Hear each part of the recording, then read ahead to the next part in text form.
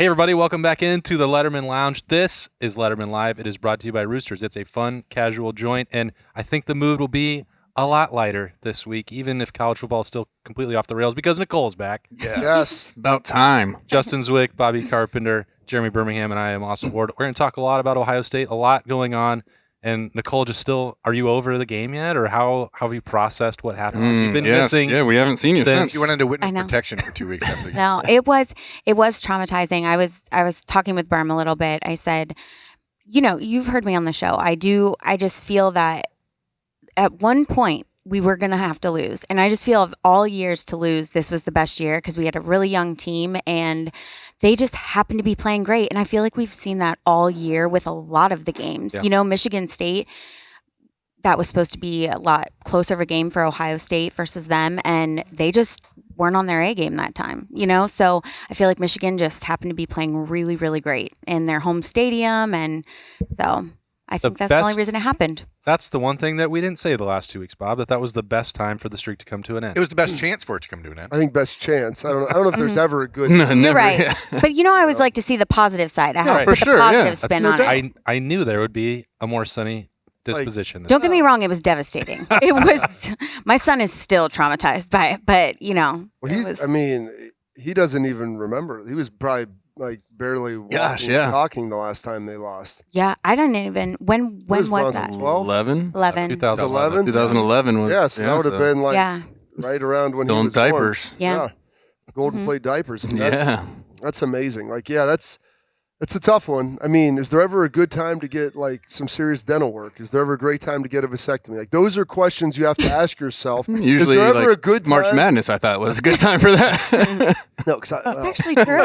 that's what they say. What do you dude? Listen, I jump around way too much watching those games to be able to stay sedated and sit in the chair. Okay. Especially you start getting some some juice on some of those games. You're going back and forth. You think you can win your bracket? Holy smokes, coach! What are we talking about? So, yeah, I don't know. Also, be able to legally wager on it. 100%. That's happening as well. So all these things are good. So I don't know if there's ever a good time, but it probably was, like you said, from the most likely time for it to happen. And so I guess because you can kind of see that they were playing really well. It's a young team, whatever. It would have been much worse if this was an Ohio State team that was steamrolling through everything. Right. And I think lost to a Michigan team that was 6-5, kind of limping into the game, who really ruined everything for you.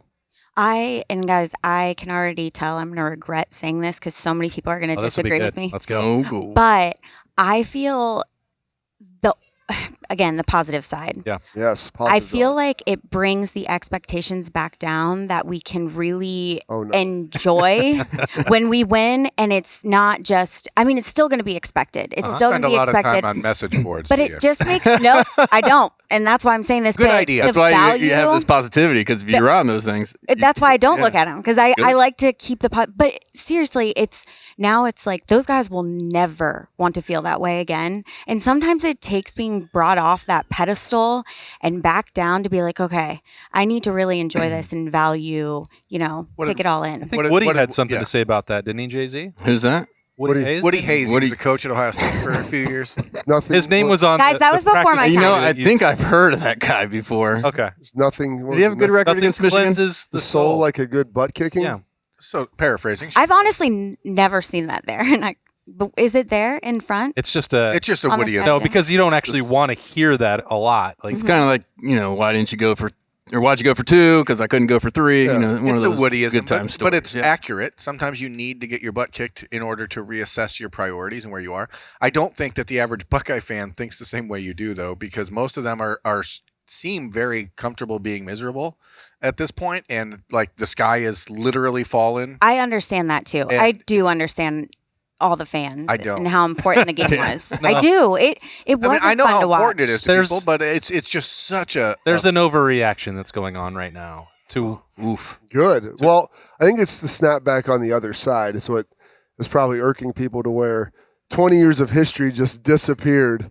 Then all of a sudden, it's this game has been dominated. You'd have thought Michigan was winning all these years, right? I had this conversation this morning on air on my radio show. Let's preface this, what you're going to talk about here, Bob, because I think it'd be different if Michigan was being very humble about what happened. Yeah, well, and then but this was the point. And Justin, Justin was around. I mean, Nicole was here. I'm like, when we weren't on the team in 01, but I'm like, there was like a sense of excitement. Like, gosh, 1-1 up there. That's awesome with Tress. I don't remember like trying to find Michigan fans to yell at. Yeah. There weren't. I mean, You guys were soft. and I would say this, like, there wasn't like social media as we know it, but granted the fact that Twitter Spaces exists, which is a glorified chat room. Yeah. I feel like we're going back to ICQ. So like that is basically where we are now. So that did exist. And I don't remember this like vitriol and stuff happening. We're like, you're the worst. Like, well, we beat you for the last 15 years, 12 years.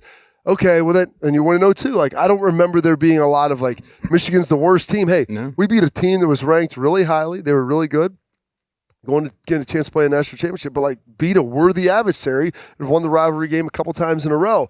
Like, and maybe there were fans out there who were like all about this, but just watch, even outside of the award show stuff, the stuff that I've had in my mentions and everything else, like people yelling at me, I'm like, dude, I have 3 pairs of gold pants. That game, it's not like someone broke into my house and stole them and You don't get them back? wiped my memory from them and took away those wins. Like, they still existed. Everything still has happened. And it wasn't like, it was a performance that felt really raw and hurtful because they ran the ball and it was good. Like, it wasn't good on defense. But it wasn't like it was 42-3 either.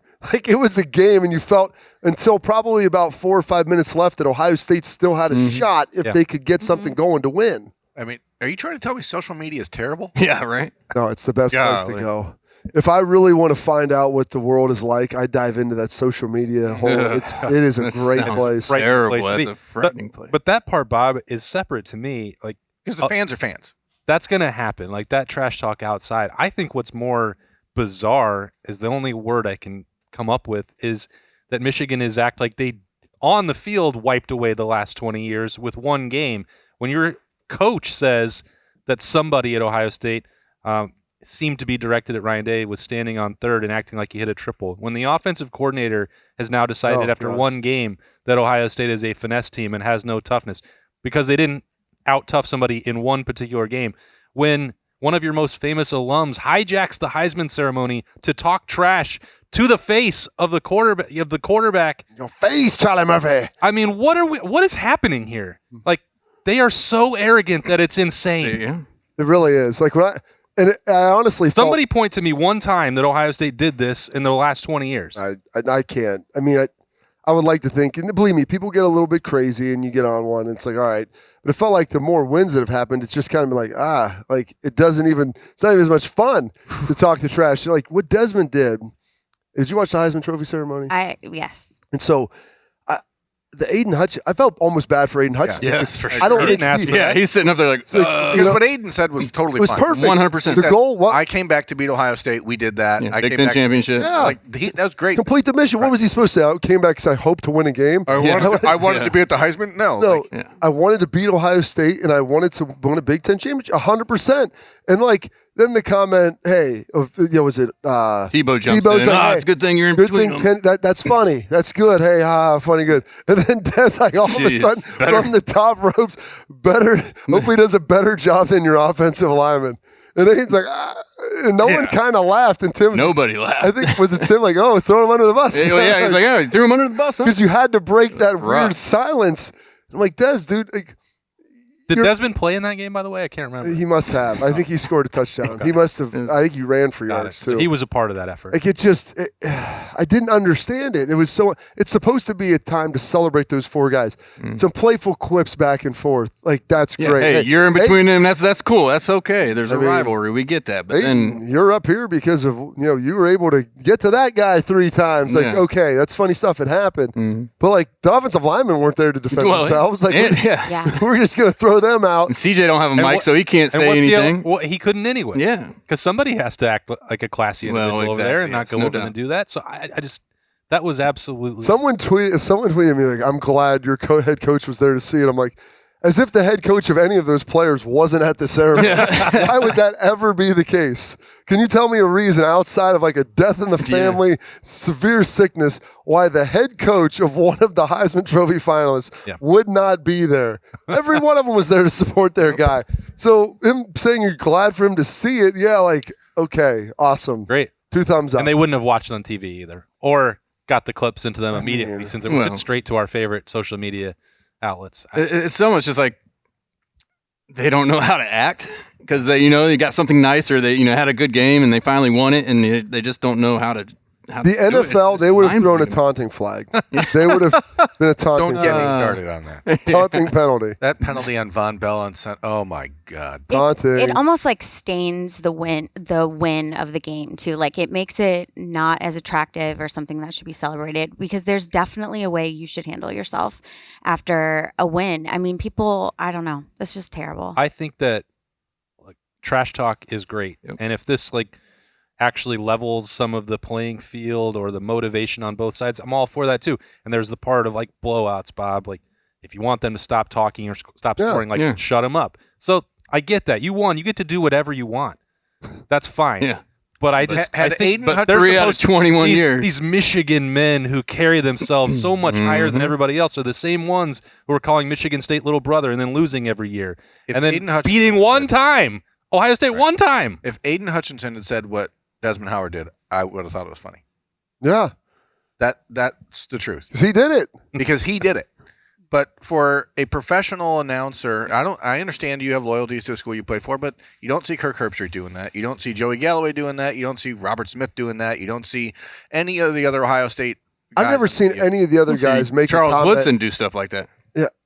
I've never seen any of the other hosts up there ever make a joke like that severe about their allegiance, regardless of whatever rivalry. I didn't think you were allowed to do that. Well, the secret rules behind the scenes.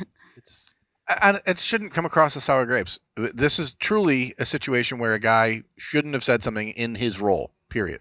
And it's not if he wants to say it on his podcast or go on if this was at a Michigan fundraiser, all the jokes or if he has a podcast that he does his own thing, that is what it is. But on national TV that night for the Heisman ceremony, come on. He could even say that at a desk, but it's a ceremony. It's not. I mean, it's a TV show because we put it on television, but it's supposed to be an awards banquet. Yeah.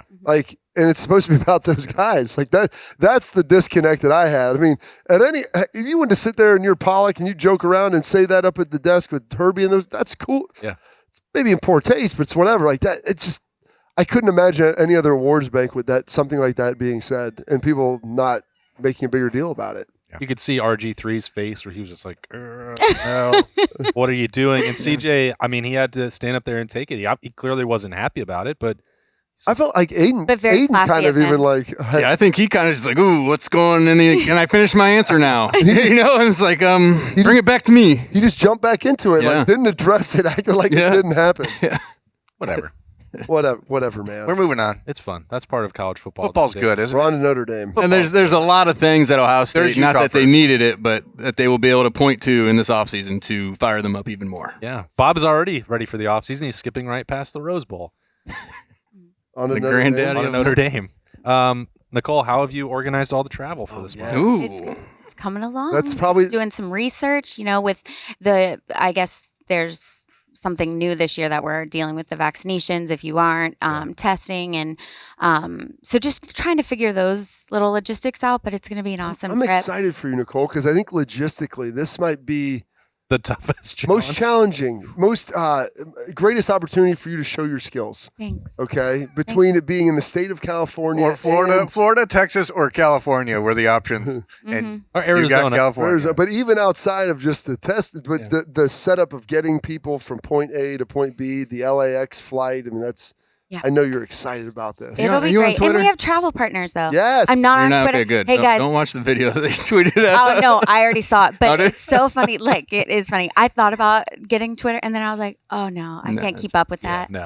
It's a bad idea. I can't add that on top of everything else. But, we're very, very excited. And the most exciting thing, too, I think for a lot of our winners that I'm excited for them to see is the Rose Bowl parade. Because I think we've had so many winners say I think they call it the Parade of Roses. I'm joking. You're right. No, it might be. They do officially call it that, but you don't have to give in. It's also to what the Rose Bowl. They're saying Rose Bowl nonsense about. I'm thinking what I'm reading on my sheet, but the Tournament of Roses and the granddaddy of them all. You don't have to give into their branding. I mean, it's on people's bucket list Yeah. to see that, and so to know that they're getting to do that and obviously to go to the game. And guys, I need to make it clear, I don't like losing either. I just like to bring a positive spin, and I'm proud of the guys, and I just You're not condoning can't- them losing that game. No, they're not. Yeah. No, I think we're going to win that game because I truly think that they are probably so upset over Michigan because of everything behind it. I think we're going to play amazing, And so, I mean, there are bad games. There are games where you just don't play your best. What's going to happen to you if Garrett Wilson and Chris Olave don't play in this game? Well, Olave is the one. Olave, Yeah. yeah. She'll be Well, sad. it's okay. I'm just proud of them. I'm glad they stayed, another year. And I said to my son, I was like, it is going to be weird not watching it with them in there next year, So, but I'm excited for them. Hey, next man up. Yep. Okay. So Ohio State football. Next man up. Next smile up. Yes. There's others. That Yes. smile, that precious smile. Precious. You've never seen Smile. Julian Fleming smile? Come on. I know. We've got some great guys. And that's what's so fun about watching them. It's fun watching them grow because I guarantee next year versus Michigan, it's going to look absolutely unreal. Next year, Nicole's going to be like, have you guys ever seen this Emeka Ibuka kid? What a smile. He sure is nice. He's a delightful. I've given him a Buckeye leaf before. I know He who sure is. is nice. Sure is nice, that Emeka. It's going to be an interesting experience, that's for sure. The Rose Bowl, there's a lot of traffic. As you said, there's some interesting vaccination rules and cards that you have to take. And Berm last week Walks through neighborhoods to get to the Yeah. stadium. It's Were you there? You went the last time with the Roosters Mhm. Bowl. It is giveaway? logistically just a nightmare. Every single thing about everything about the Rose Bowl, except for the game itself, is the worst. Yeah. I'm The worst. Nicole was do just need trying to get the 24 people excited about their trip, Berm. You guys are gonna love it. Everyone else is gonna hate it. California's Well, beautiful. setting it up is terrible. Yeah, Them no, experiencing having it. somebody else take care of it all for you certainly will make it a whole lot better. But boy, oh boy, let's just dive right into it, right? Okay, let's. All the games we've covered in the last decade around Ohio State football, has there been a bowl game that you disliked more than the Rose Bowl? I hate the Rose Bowl. Everything Travel about- Partners of Dublin does a phenomenal job, though. Like If I had them, coordinating everything. they should take over. The travel partners should help the Rose Bowl coordinate all of their availability throughout the week so that we don't have to get on a broken down bus with no shocks and sit in traffic for an hour and a half to go watch Ohio State practice for 15 minutes. So that's what it is. real bad. And- Everything about it. Maybe they can also build some curbs so that when Berm gets off that Curbs bus, are very he doesn't just I had an and Oh, fall whoa. onto his back like a turtle. I was protecting thousands of dollars worth of gear. See, this is the So problem. this is why you don't like it. No, You fell I have no getting problem off a with bus, the fact that I was and now the Rose exhausted Bowl- after working for 12 hours, and it took a step where I thought there was a curb and there wasn't, and I happened to slip out of the Ooh, bus. it's the worst. Did I turn midair while holding on to $3,000 worth of equipment Sure in order did. to prevent the equipment from being damaged? Sure You're did. darn right I did. Would I do it again? Absolutely. That's a A lesser great athlete employee. would have went down hard with the equipment. Look at you. It's a good thing.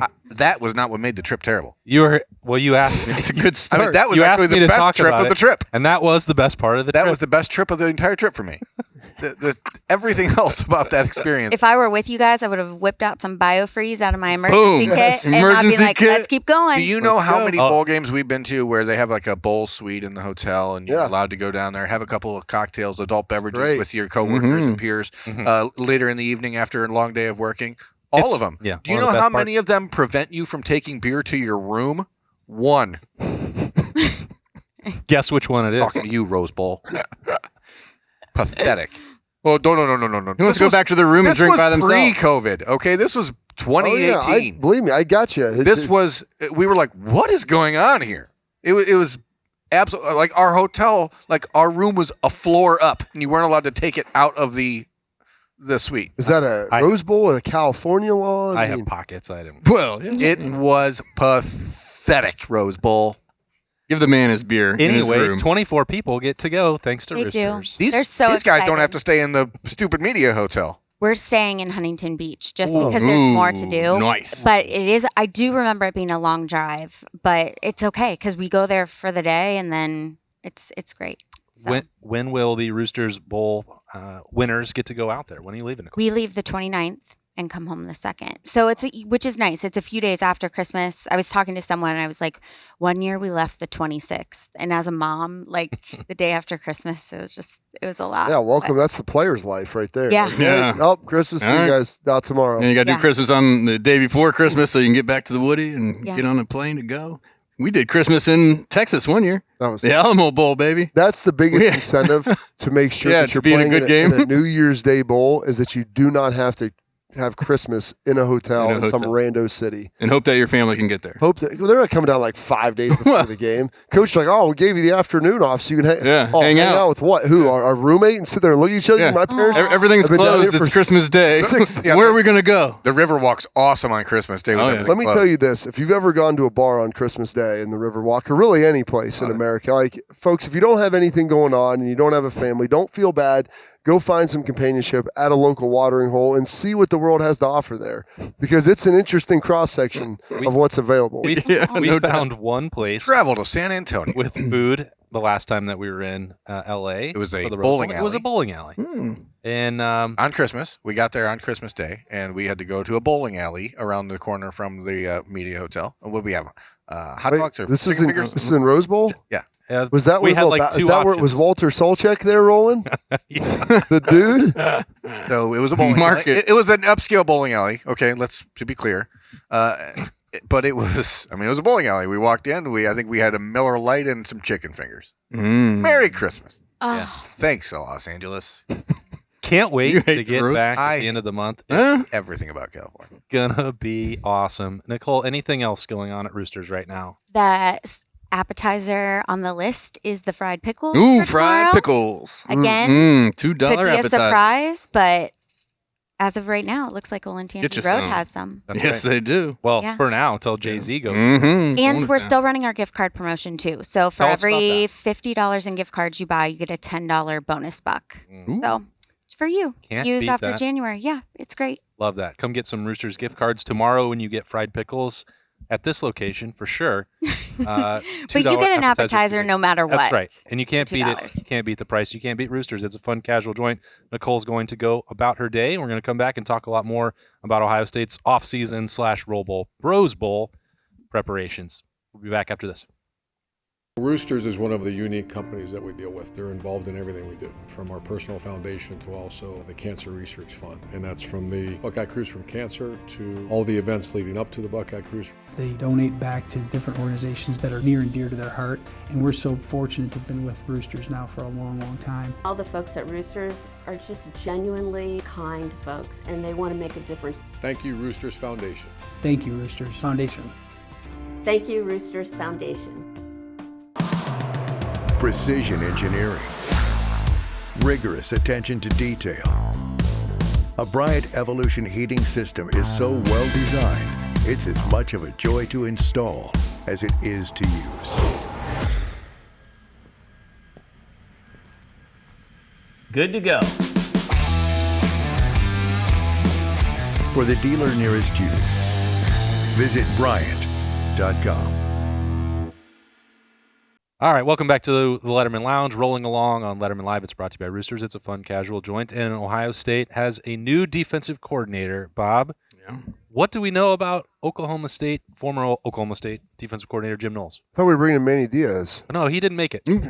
Oh. And neither did Will Muschamp. He went to Penn State. Or, Yes, he went east. I don't know, any other pie in the sky, Gary Patterson. These guys were never an option. This, by the way, Mark was D'Antonio. the job was Okay, come on. That was, Bobby in the, shot that was in the that middle down of the in- season, wasn't Bobby it? shot that down after week 2. That was in the middle of the season. Yeah. Wherever that rumor may have Yeah, started. jeez. That was, who did start that? Gosh, I don't know. It doesn't matter. Oh, gosh, I Jim do know- Knowles. I What do do you know. know? I know. I think What do I you know about Jim Knowles? It doesn't matter. Soccer style kicker. For the Ace Ventura reference out there. Laces out. I love it. But I will say, what do you know Did about you just Jim watch that with your kids or something? No. Bring up the ace. It's always like, what do Sucks you though. know What do you know? about Ray Finkel? Deep breath. So yeah, he's kind of got a unique path. Like, he's a Cornell guy. Him and Andy Bernard have that in common. Yep. He played Go Big there, Red. got coached, started coaching there, like worked his way up, became a head coach there. Wasn't great as a head coach. gets fired, and then kind of falls into basically kind of being with Duke for the better part of a decade. He spends a year at Ole Miss, but he's really at Duke most of the time with David Cutcliffe there. And then before he goes to Oklahoma State, I went back and watched some of their film just to take a look at, defensively at what they do and how they operate. I mean, he does a lot of different stuff. It's a fairly complicated defense.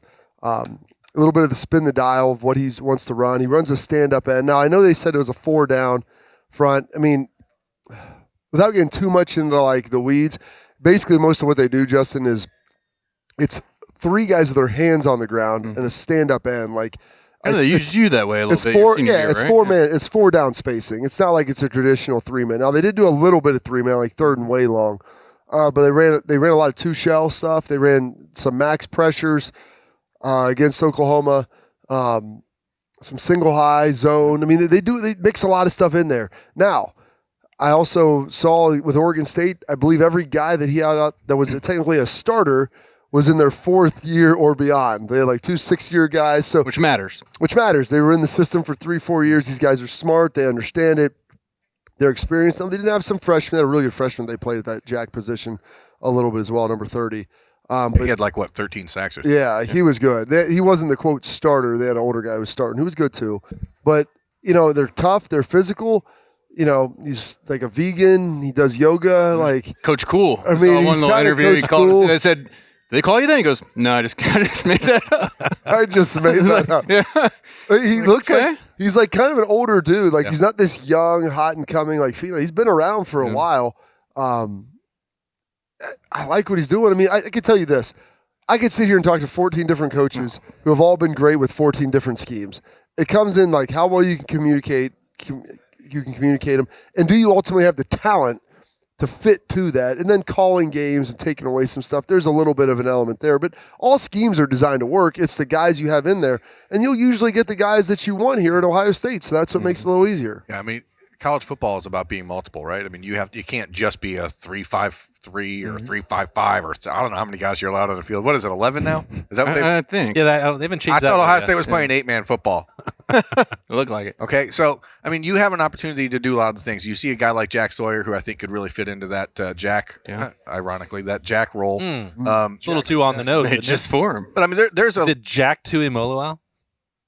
There's a lot of things that they can do because Ohio State does have so many guys that are so versatile in their size and speed combinations. I think it's an exciting mix, but from a purely schematic standpoint, I think what's important that Bob brought up is they're very veteran at Oklahoma State, and you got to have guys that can pick up on that quickly. Otherwise, you have a year or two where you look kind of lost. Well, and you can just trust those guys. You can call it probably a little bit more, some more pressures than you normally would, or you can have them show and do some different things just because they are, been around. They know what you're trying to get done, and they know what how you want to try and attack and make those offenses kind of wonder what's happening. I think initially when he was hired, it was like, he brings pressure, because last year was like, we're not blitzing at all. We're not doing any of this. And so I think a lot with Greg Schiano, though. Well, that was a choice. That was an interesting choice. I'm not saying that he's going to come in here and blitz every down, but I think he does a lot of good stuff where he throws the kitchen sink at you in a way. He also drops I mean, there's he'll also make it look like everybody's coming, and boom, they're out, and then he's just bringing his 3 or 4 on the line there. I mean, he had everything from a 3-man rush to a 6-man rush in that Oklahoma game. And the thing about it, if you're going to have the top 3,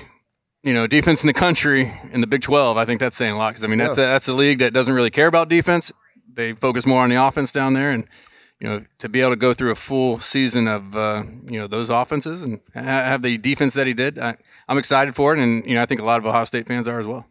Yeah, finishing 3rd in the country coming out of that league. I mean, it's not that they don't care; it's just really hard. People keep saying, "Well, Big 12 offense," and like that's some sort of insult. They're very good, so if you can find a way to stop them, that's encouraging. Bob, Berm, when you guys are referencing how veteran they are, does that mean that you have a concern about that? From that. Older guys who have played a lot are typically more reliable. Not all the time, but those guys, generally, the more experience you have, the more things you're able to handle, the more things you've seen, because you have to have a lot of adjustments. So you have to be calm. You can't panic. People run hurry-up stuff. And if you're going to try to do a lot of different things, like there's a chance where you get some of this stuff going on. And that's there's only one thing worse than like running the same thing over and over and over again. it's running a million different things and then just having guys And wide not knowing how open to and do not it. knowing how to do any of it. So I'd rather just, at that point, just run one thing, and at least we have our guys have the ability to make a play should they be in the right position, as opposed to if we run 80 different calls, there's a chance that we might screw half of them up. To me, I call it the Wichita State rule in basketball for some. Like every couple of years, these teams like Wichita State have 5, 6, 50-year seniors, and all of a sudden they're really, really good. Mm-hmm. And you're like, oh, wow, look, how are these guys beating up on these highly ranked teams? Well, because these are a bunch of men playing a bunch of 18-year-olds, and I think the game changes when you have a physically more mature group. Beefy dudes. Now, I'm not saying that Beefy old I'm not dudes. saying that's what happened at Oklahoma State, but you can see that there's been a rise in their defense over the last couple of years, and it's not a coincidence that now it's when they're the most veteran they've been. I mean, so is that the expectation? Yes. I mean, he has to come to Ohio State and be a top 5 defense. So if he's not able to teach it, if he's not able to get Fired. well, I'm not going to say he's going to be fired, but he's got to teach it, right? And teaching is the key. Jeff Hafley was really, really good at Ohio State because he had great players, but also he knew how to teach what he was doing. Matt Barnes is a really good teacher, but the scheme doesn't fit the personnel. So now it has to be a real combination of those things. He's going to show up from Oklahoma State and instantly become the highest paid assistant in Ohio State history. So, Bob, KZ, you guys have talked about Gene Smith's role in this. 3 years, $1.9 million per for Jim So Knowles. it is a 3-year deal. 3-year deal. Good for him. Yeah, it's what they. I mean, it was reported that there were other suitors out there for him. Penn Oh, for State, sure. Top 3 defense in the country. You're Penn going to have State people looking actually for it. believed until the middle of last week that they were the leaders for that race, and that did not turn out to be the case. And also, I had told you guys last week that Ryan Day's preference was to get to signing day unless something forced his hand, and that something for Jim Knowles was Penn State. And then Penn- Clemson.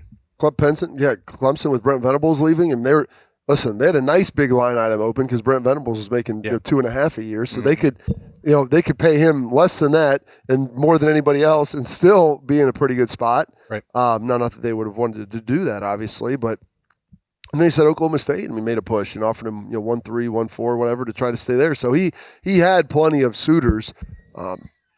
There's going to be expectations with dollars and. Come expectation. That's the reality of it. And he has a reputation for this, to be able to come in and have that success. And so I don't think you necessarily need to be a top 5 defense in year one, but I think that you need to be in top 5 in certain categories, top 10. Like, you've got to be top 15. Your defense can't be a liability. And so what's the metric you use? It scoring defense, yards per play, total yards per game. You just need to know when you watch it, like, hey, I'm confident we can stop You it. know when you see We can, it. yes. Exactly. You We're going know to when use the you don't know what it is, but you the know what adult entertainment standard. Yes, it's like pornography.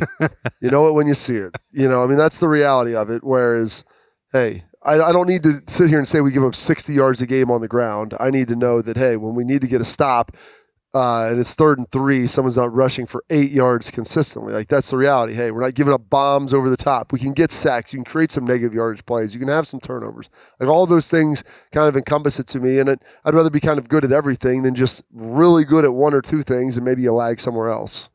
Now, the one thing I don't know if he's any good at is recruiting. I mean, people generally ask me about it. I wrote about it on Thursday, but there's a world where Ohio State doesn't have to lose a defensive coach to add Jim Knowles, and I think that's something people need to understand. The staff alignment doesn't have to be 5-on-5. Like, Well, someone would have to. someone has Somebody to, has. but it doesn't have to be a defensive coach. If Ryan Day believes all those guys have a fit and they all want to stay, like, that could potentially happen.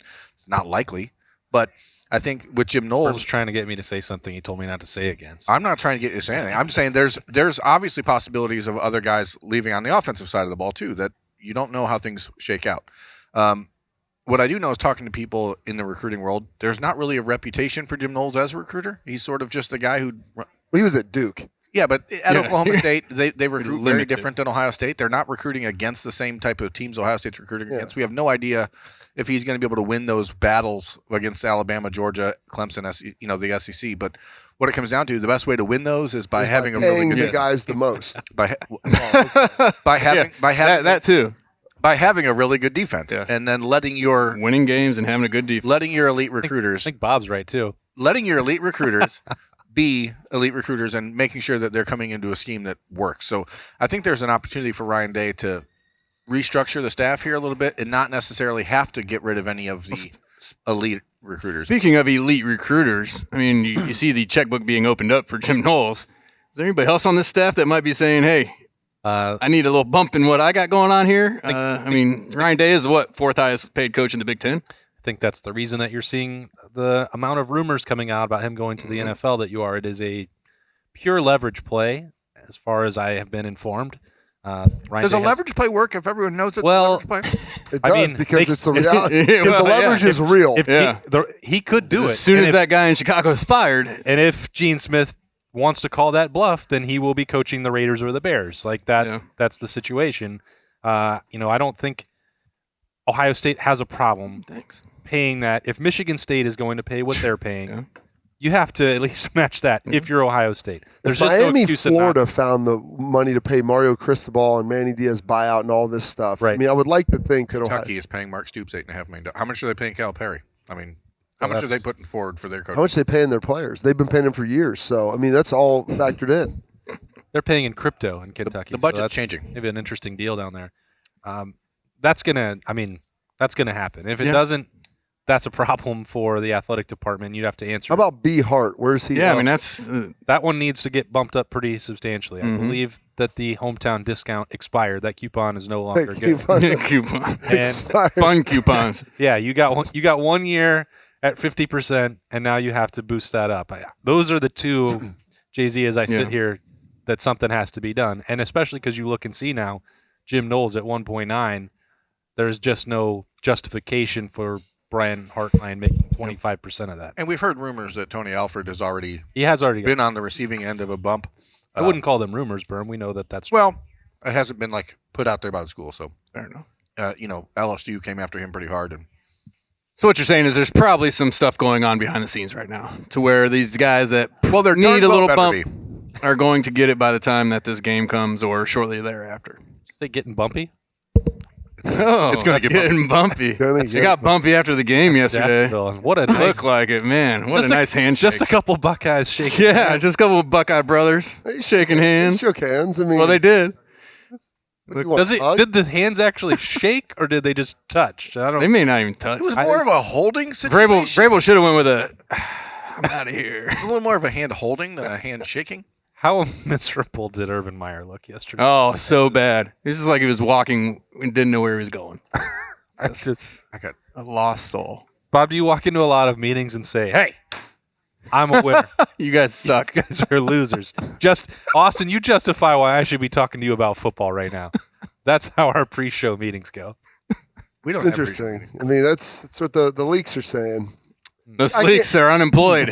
I can't confirm or cannot deny any of that. So yeah, it's an interesting way to look at it. I didn't think it's a pretty aggressive statement, aggressive stance. I think we all knew the adjustment was going to be very challenging from Urban Meyer style here to the NFL, right? I mean, I think a lot of it is just adjusting to losing games. Yeah. Well, I mean, because he's lost more games this year than he lost in his entire Ohio State career and Utah career combined. Yeah, I mean that's real.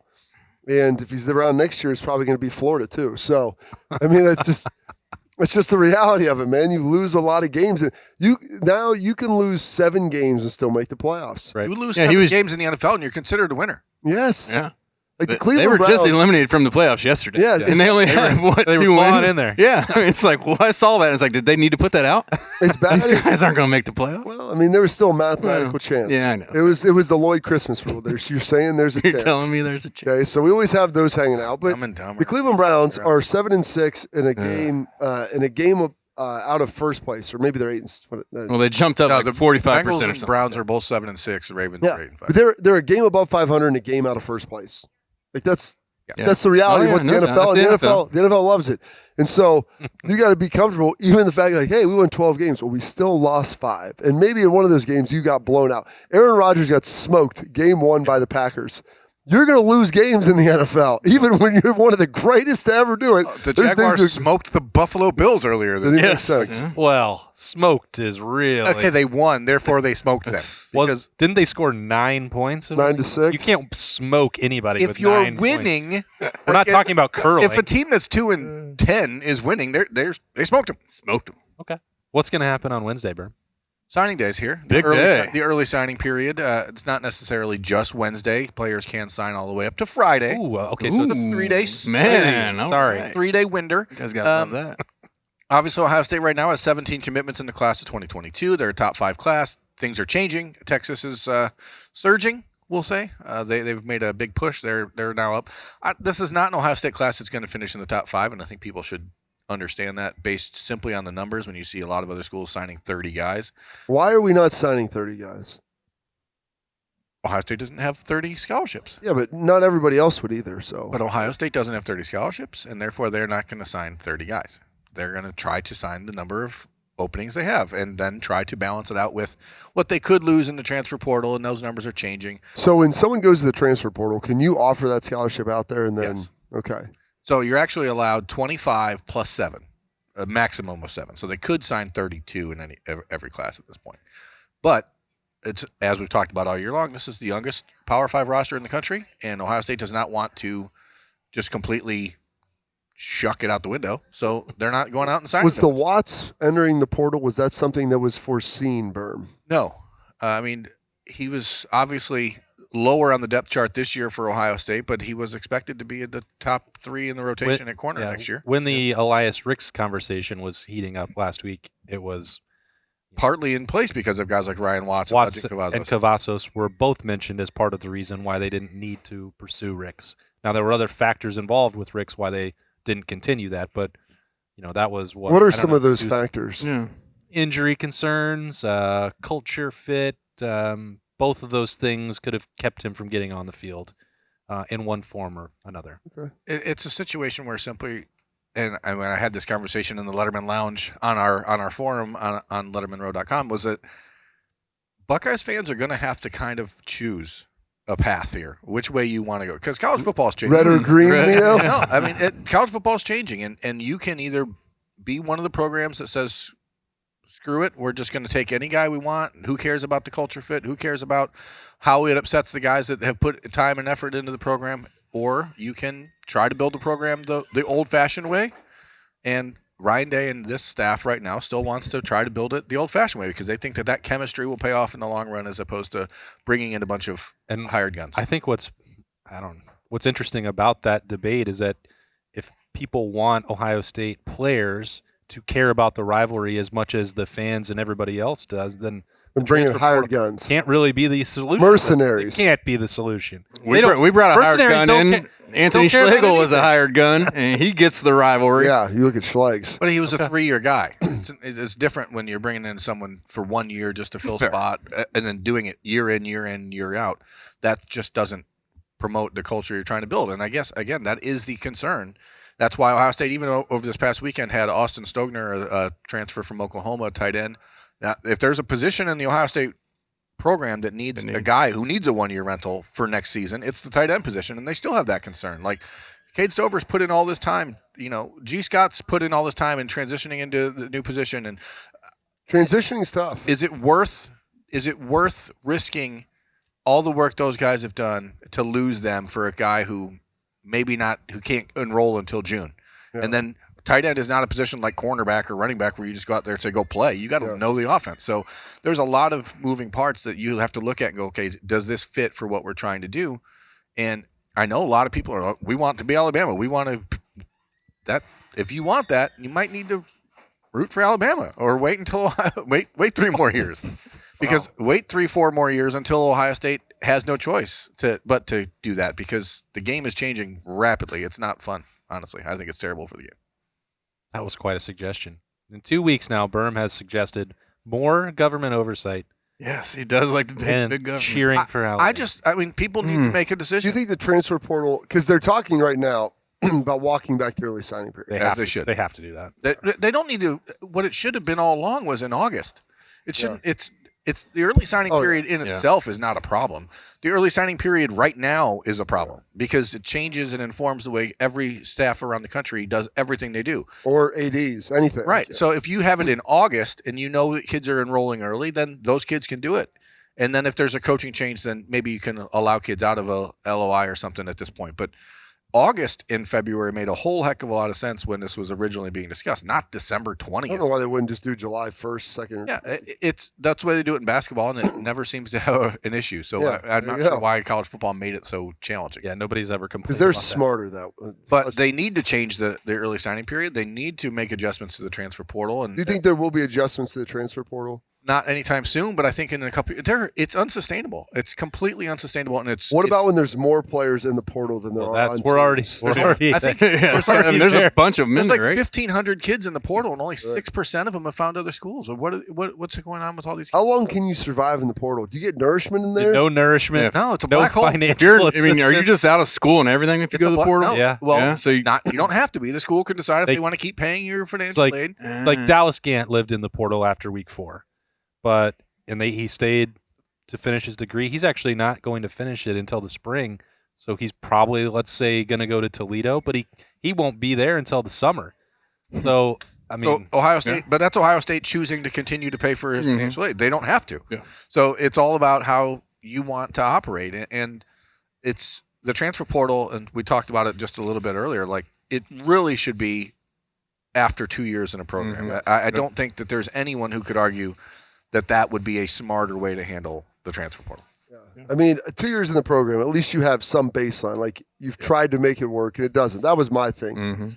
Give everybody one freebie, but make it be for 2 years. So at least you have to stay through a second season, a spring ball, get to know some people, work. Because your freshman year stinks, man. It's hard. Yep. It's hard, regardless of whether you're starting every game or you're redshirted playing scout team. Like it's tough. Coaches are yelling at you. You don't know what's going on. You mess things up all the I time. was so scared of Dino my freshman year. I mean, even if My you're playing, golly. like, that's what as we were talking about Jim Knowles, like you just don't know things, and so you're an idiot. Like I mean, I've had a coach tell me before. This was in the NFL, but MFer was a term of endearment. Like, I mean, I was kind of trying to mind meld you there into like thinking that we're like Stockholm syndrome will bond you to the captor. Like of what's Texas was doing that this season. but that's that's kind of how it operates. So but then you enter that second year spring, and you're like, all right, like been through this. We're reinstalling everything now for the second time. I get it. Like I know what these guys are good at. I feel like I can play. I've done some things, and then you go through that, get a summer work in, see if you can play in your second year, and then you know where you are. And so hopefully. That is ultimately what I would like to see, because guys come in, it's like, oh, my freshman year didn't go as I wanted. I thought I was going to come in and start 14 games and be all conference. Like the reality of that happening when you're 17, and then all of a sudden you see these guys and you think you look the same as them, and then you physically get around them. You're like, they're dudes. These dudes are 21, 22, or in Schleg's case, 25 years old. And you're like, oh my gosh, I went up to block this guy. Like grown men. And he hit me, and his head was like a bowling ball. And I went to a knee and then couldn't even First remember. time I the took name. a snap behind the starting offensive line, my freshman year, it's like, Can't geez, see it. this is a brick wall here. Like, this is insane.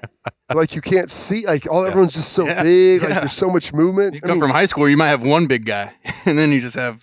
Even at a great high school program where you might have 3, 4, 5 scholarship players, like you're not having 5 Ohio State, Alabama caliber players. You're having like a handful of those, some smaller guys. I mean, it's just it is what it is, and so you've got to get used to this, and it takes time. So congratulations to everybody signing on Wednesday. Get ready. It's a great day for these kids, man. Like it's awesome. It's everything they worked for, but college football needs to make. So do you when you sign your letter of intent, do they have can you put addendums like the NIL stuff? Do they just staple all those together and they all go to it's like a home mortgage? Here's now? all my deals. Send it into compliance. It used to just be one signature. Get back to me in 15 days. We'd sign maybe 2 of them and you'd fax them in. At this point, anything's possible. Now you can just sign it and take a picture of it with your cell phone and send it in an email. You don't have to fax it. Well, of course, because who faxes a fax? Taking all the fun out of it. Facsimile. Well, high school still have it, but then again, most kids don't go to high school anymore. Exactly. What are we talking about? That's a whole. I thought it was almost like a home mortgage. Like, all right, this is your national deals. This is your local. This is your security. Sign here. Sign here. Boom, boom, sign boom. here. So we have all that to look forward to this week, and I promise at some point we're going to talk about the Rose Bowl and the matchup with Utah, but it just won't be today. We appreciate Nicole Cox for having us into the Lettermen Lounge again for Lettermen Live. It's brought to you by Roosters. It's a fun casual joint. Fried pickles or something else. $2 appetizers. $2 on Tuesday. That's Justin Zwick, Bobby Carpenter, and Jeremy Birmingham. I am Austin Ward. We will see you next Monday for Lettermen Live. It's brought to you by Roosters.